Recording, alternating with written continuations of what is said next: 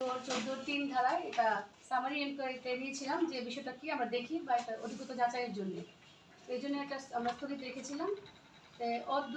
আজকে আপনারা জানেন যে আমাদের জাতীয় পর্যায়ের মনোনয়ন নির্বাচনের যাচাই বাছাই আজকে শেষ দিন। তো এই বিষয়ে ওনার এটা আজকে আমরা সমাধানের জন্য আপনাদের সবাইকে এখানে সমবেত করেছি এটা ঘোষণাটা করার জন্য।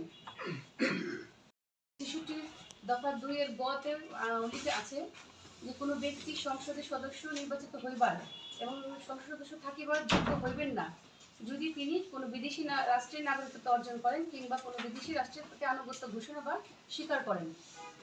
এই বিষয়টা বলা আছে সংবিধানে। এবং আপনারা জানেন যে আরপিওর যে 14(3) ধারা সেখানে বলা আছে যে অধিকতর যাচাইয়ের জন্য আরও যুক্তিসঙ্গত যদি কারণ উনি পায় উনি অধিকতর যাচাই বন্ধ করতে পারে।